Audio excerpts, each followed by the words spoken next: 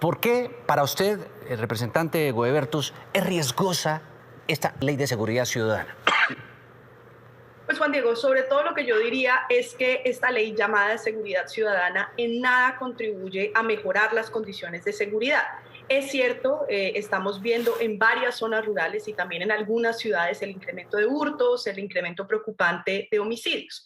Pero todo lo que los expertos en seguridad y en materia penal nos han ido mostrando con datos, con estudios, es que subir las penas no evita que los delincuentes cometan un delito. Voy a tratar de explicar por qué. El problema de nuestro sistema penal no es qué tan alta es la pena. Al momento de cometer un delito, el delincuente está pensando aquí y en general en estudios en distintas partes del mundo, qué tan efectiva es la justicia, es decir, qué chance hay de que efectivamente me van a procesar, no qué tan alta es la pena. Y ese es el problema colombiano, entre el 80 y el 90% según los distintos tipos de delitos no son procesados efectivamente, en gran medida por el déficit de nuestra capacidad de investigación técnica judicial. La gente es capturada al momento de llevarla a garantizar que se judicialice efectivamente esa captura, no hay evidencia para procesar porque no se investigó previamente. Cuando yo lo que hago es subir las penas, yo entiendo, le mando a la ciudadanía como una señal de que esto es más grave, pero la evidencia nos muestra que eso no redunda en que la gente cometa menos delitos. Entonces, mi principal crítica, y no solo la mía, la de expertos en esto, es no le digamos mentiras a la ciudadanía. Subir penas no va a mejorar las condiciones de seguridad ciudadana. Muy por el contrario, va a hacer que se colapse el sistema judicial, que se aumente el hacinamiento carcelario y que se desconcentre a la policía de lo que sí deberían ser sus tareas más urgentes en una cantidad de procesamiento de delitos menores, quitándole tiempo para lo que es lo más grave y lo que más aqueja a la ciudadanía, que es, por ejemplo, el incremento de homicidios. ¿Quiere decir algo sobre ese punto o pasamos a otro que no es menos polémico? Muy chiquito, Juan Diego, solamente decir justamente que a esa persona la dejan libre, no en la mayoría de los casos porque el hurto sea de menor cuantía, lo dejan libre porque se hace mal la captura o porque no hay suficiente evidencia para procesarlo. ¿Por qué no hay suficiente evidencia para procesarlo? Porque no hemos fortalecido la capacidad de investigación técnica judicial. Miden a la policía en función de cuántas capturas hacen, no importa si se procesan o no, ese es el indicador de éxito, en vez de decir, mire, en vez de tratar de capturar a todo raponero, esa gente ¿qué hace con esos celulares? ¿A dónde se desmiembran? ¿Cómo se dividen las partes y se venden? Si vamos detrás de esa investigación técnica criminal, mi objetivo no es la mini captura de cada uno de los raponeros, sino desmantelar una estructura criminal que está detrás. Entonces me lo sueltan porque no hay evidencia, porque yo concentro todas mis capacidades en dar más capturas, en vez de decir, no necesariamente tengo que salir a capturar a todo el mundo, me dedico a investigar, desmantelo la estructura y ahí sí capturo a los que están detrás. Esa es una persecución penal estratégica. Con esto la señal que mando es, sigan capturando a cualquiera, voy a flexibilizar las condiciones para que si logro demostrar efectivamente lo dejen guardado, pero si sigo sin investigación técnica judicial, no hacemos nada con este proyecto. Por el contrario, incrementa hacinamiento carcelario. Claro, pasemos a otro punto. La legítima defensa. La legítima defensa, bueno, es un eximiente de responsabilidad penal, es decir, quien quiera que recurra a esta posibilidad puede eventualmente no ser judicializado ni condenado por el delito de homicidio y demás. La pregunta es, ¿qué cambia esta ley a la legítima defensa? ¿Y es desproporcionado? ¿Invierte la carga de la prueba y le da mayores facultades que pueden ser peligrosas para que alguien se defienda a diestra y siniestra en cualquier sitio? ¿Qué dice usted, representante Goebertus? Bueno, el proyecto como se radicó originalmente por gobierno nacional era, en mi opinión, muy lesivo en materia de derechos fundamentales porque ampliaba la legítima defensa ya no solamente al domicilio, sino a lugares comerciales, a vehículos, pero muy grave, no contemplaba la proporcionalidad. Hoy toda nuestra jurisprudencia señala, por supuesto, que cuando alguien me agrede, yo tengo derecho a mi legítima defensa y eso me exime de responsabilidad penal, pero siempre con una garantía de proporcionalidad. En el texto original, y ahora oiremos a Juan Manuel, yo lo he oído varias veces, he oído también al ministro, y a mí me angustia como ellos lo narran, porque es como estaba en el texto original. Es un poco la idea de que cualquier persona, no importa con qué proporcionalidad, si alguien de alguna manera me agrede en mi domicilio, en mi sitio comercial o en un vehículo, tengo carta blanca para hacer cualquier cosa. Eso habría sido inconstitucional, habría sido contrario a lo que establece nuestra jurisprudencia, y es que tiene que mediar, por supuesto, una lógica de proporcionalidad en donde no se premie el uso de la justicia por propia mano. entre otras porque además manda un poco la señal, que es una de las cosas en mi opinión más graves de este proyecto, que frente a lo que sucedió como un estallido social, donde por supuesto una violencia reprochable que de ninguna manera podemos exculpar, pero también es innegable, hubo una ciudadanía movilizándose por una situación dramática de pobreza, millones de familias colombianas que dejaron de comer 3 veces al día, y un poco la señal es, esos son unos vándalos y lo que hay que hacer es que cada uno de los ciudadanos se arme y por fuerza propia decida defenderse. Por fortuna, y aquí es donde, Juan Diego, creo que logramos al menos un pasito, en los debates de primeras conjuntas logramos que se incluyera la proporcionalidad. Ahí la Fiscalía insistió en un mismo contenido que nosotros habíamos insistido, y es que habría sido inconstitucional una legítima defensa ampliada sin proporcionalidad. Logramos meter la proporcionalidad y yo creo que ahí por lo menos lo que hay es una reiteración de la jurisprudencia constitucional. Claro que hay derecho a la legítima defensa, pero tiene que ser proporcional. ¿Criminaliza la protesta social esta ley de seguridad social, representante Huertos? Bueno, lo primero, solo una nota frente a lo anterior, Juan Diego, insisto, yo quedo más tranquila con el texto como lo dejamos porque metimos la proporcionalidad, pero oigo al representante Juan Manuel Daza y es como una invitación a que la gente se arme y haga justicia por mano propia, un poco esta narrativa durante el paro de que hay unos ciudadanos de bien que son quienes tienen que defenderse en contra de los vándalos. Yo creo que eso es muy peligroso, yo creo que es el tipo de violencia que en el pasado ha justificado el paramilitarismo en el país, y creo que es, digamos, insisto, una invitación a una violencia por mano propia muy peligrosa en un país tan violento como el colombiano.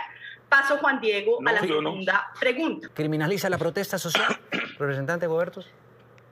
Gracias, Juan Diego. Sí, yo creo que hay un riesgo grave de criminalización de la protesta a través de este proyecto de ley. Lo primero es señalar, insisto, hubo unos hechos vandálicos graves que tienen que ser procesados judicialmente, de atentados contra miembros de la fuerza pública, de destrucción de bienes públicos. Eso ya es delito y, por supuesto, tiene que perseguirse penalmente. Hay que decir lo propio. Del otro lado, hubo gravísimos abusos de uso de la fuerza por parte de miembros de la policía que quedaron grabados y que tienen que ser también procesados con total severidad, porque además es la propia legitimidad del Estado la que está en juego. Dicho eso, eso es, digamos, lo que existe hoy. ¿Qué hace este proyecto? Manda una señal de que necesitábamos herramientas penales adicionales y que lo que hay que hacer, insisto, y por eso creo que criminaliza la protesta, es mandar una señal de que todas las personas que salieron a manifestarse tienen que poder ser procesadas de distintas maneras. Y doy ejemplos.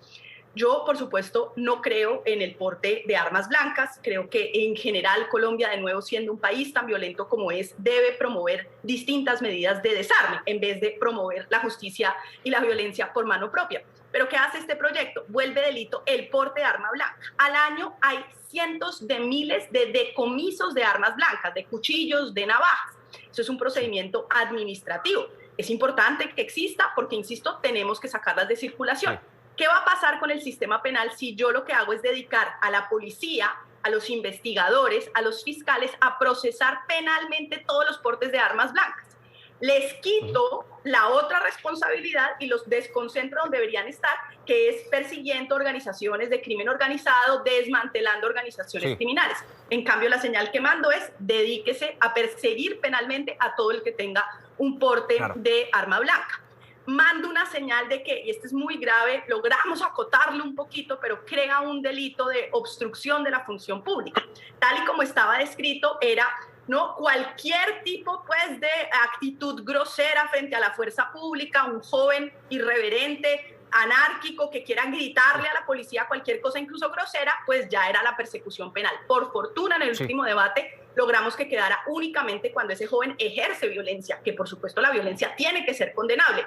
Pero insisto, toda la señal del proyecto era, incluso las palabras, cuando sean ofensivas en contra de la fuerza pública, tendrían que ser procesadas penalmente. Ahí es donde, insisto, manda una señal, no de diálogo y de apertura, sino una señal de que lo que hay que hacer es criminalizarlos, porque la mayoría de ellos son vándalos, y así lo ha dicho Juan Manuel, lo ha dicho el ministro constantemente en su lectura de la protesta. ¿Se puede protestar, ir a la calle portando un cuchillo? Me pregunta aquí un televidente, representante de Huertos. Insisto, el tema ahí es menos la lógica de si uno debe o no llevar armas blancas. Yo profundamente, como lo hizo Antanas Mockus, creo en el desarme de armas blancas, así como creo, contrario al partido Centro Democrático del que hace parte el representante Daza, que deberíamos promover desarmes de armas letales, contrario a promover el derecho al porte y al uso de la fuerza por mano propia. La discusión distinta en este proyecto es si lo que uno debe hacer es criminalizar cientos de miles de casos al año de cualquier tipo de porte de armas blancas, y eso qué implica en términos de capacidades del sistema. Pero quisiera retomar un punto, Juan Diego, de lo que decía Juan Manuel, que creo que es clave. Entonces, él lo que dice es, quedan notificados todo el que salga a protestar y haga cualquier tipo de acto, insisto, ahí queda cierta discrecionalidad. No, cualquier tipo de acto no, destruya. Que violencia, no, cualquier tipo que de señal, acto no, que destruya. Yo te dejé hablar, Juan Manuel, yo te dejé hablar, solamente, insisto, y fui muy clara en la presentación, logramos acotar un delito gravísimo que había cualquier tipo de manifestación y lo dejamos en términos de violencia, por fortuna, para acotar. Sí. Pero, entonces dice Juan Manuel, quedan notificados, el que haga cualquier tipo de acto lo vamos a procesar. Y yo vuelvo e insisto, ¿qué pasó en Colombia durante el paro nacional? Hubo una serie de actos criminales muy fuertes, por ejemplo, la quemada de CAIS, por ejemplo, la destrucción del sistema de transporte masivo. Eso eran unos jóvenes aislados y lo que uno quiere para desmantelar eso es perseguir a cada una de esas personas.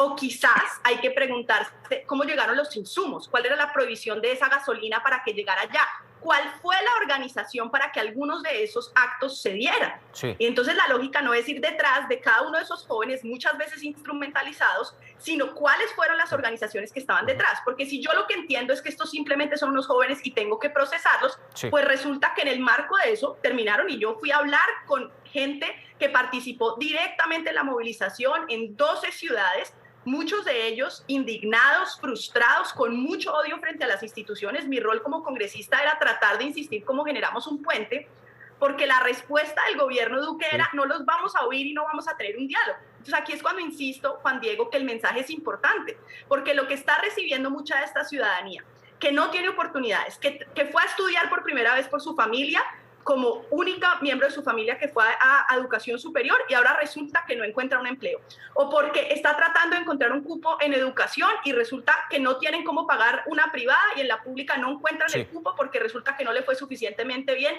en su colegio público. Entonces, garantizarle a esas personas oportunidades es la manera de desradicalizar un odio muy bárbaro que se expresó en las calles. Pero si la señal que el gobierno, aupado por el Congreso y el Centro Democrático, les manda es, quedan notificados, dice Juan Manuel, que si salen y hacen cualquier cosa ya verán, pues lo que van a tener es una cantidad de jóvenes supremamente radicalizados y sintiendo que no se les escucha. Aquí es cuando insisto, esto es nefasto en términos del señal que se manda para las garantías de protesta pacífica y una ciudadanía que por supuesto que ha estado en las calles indignada, a la que hay que oír, dialogar y no mandarle unas señales, porque ya lo que era violento se puede procesar penalmente, está siendo procesado penalmente. Lo que faltaba no era garantías penales adicionales, la violencia, si existe, es penalizada.